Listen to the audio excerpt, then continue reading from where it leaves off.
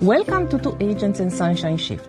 I'm Monica Ștefănescu, your host and the Tampa Bay real estate agent with LPT Realty and PhD, specializing in relocation guidance and neighborhood micro-pockets.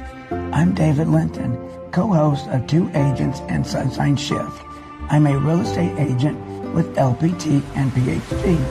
I am based in the Sarasota, Bradenton area, bringing the on-ground perspective on how these neighborhoods actually live day to day.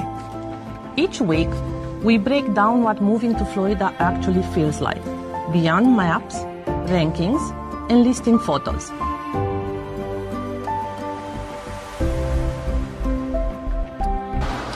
Most buyers don't think disappointment comes from choosing the wrong area. It usually doesn't. It comes from choosing a place that triggers the wrong expectations. Some Tampa micro pockets work better than people expect.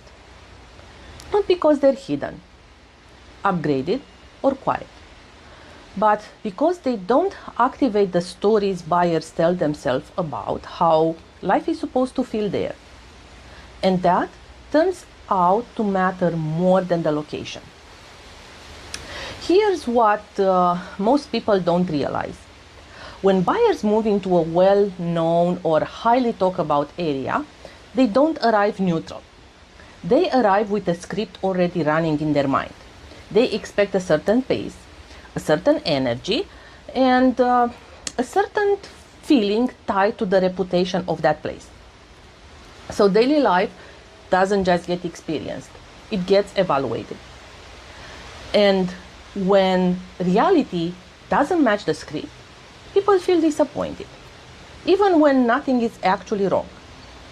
That's one of the biggest reasons buyers say things like, I thought I feel happier living here. That sequence almost never means the area is bad. It means the expectation was louder than the experience. Now, here's where Tampa micro pockets quality outperform.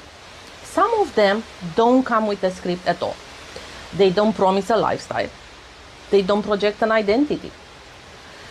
They don't make you feel like you're supposed to feel a certain way or just, different for choosing them. So buyers arrive neutral. And neutrality when you're looking for a home is powerful. I see this pattern over and over again. A buyer moves into a pocket they didn't feel strongly about at first. No big excitement, no big fear, just, it's fine. And a few months later, they realize something important. They're not thinking about their neighborhood anymore. And that's not boredom. That's cognitive relief. Compare that to buyers who move into places they were emotionally invested in. They tend to notice every mismatch. The noise feels louder than expected. The traffic feels more annoying than it should. The inconveniences feel personal.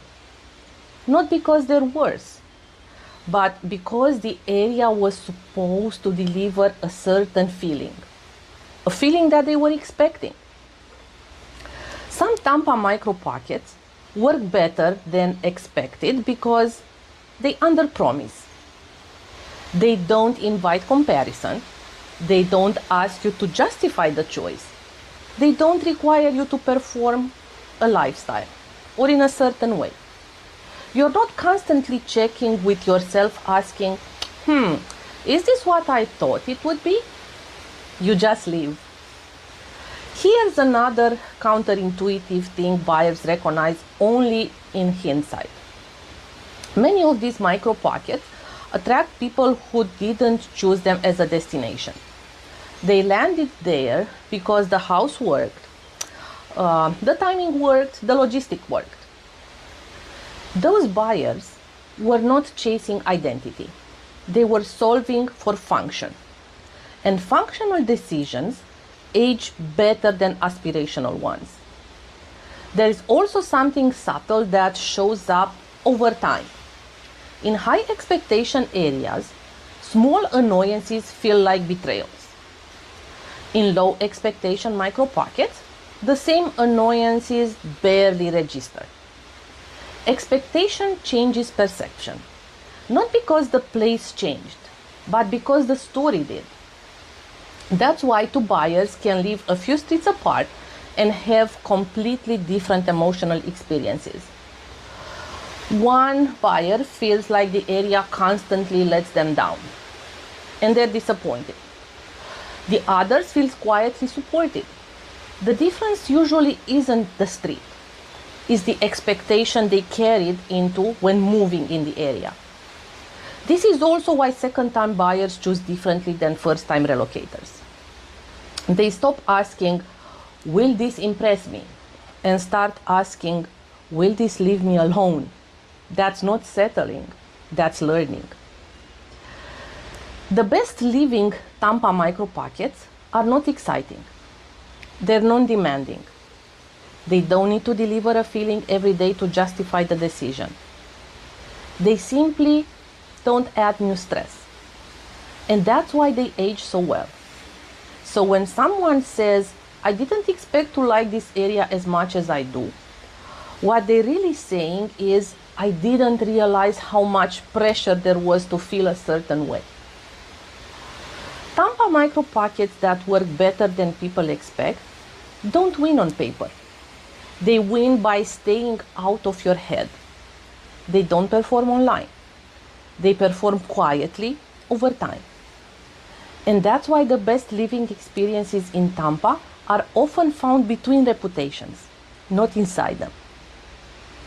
If you're trying to understand Florida real estate beyond what shows up in listings, that's exactly what this channel is for.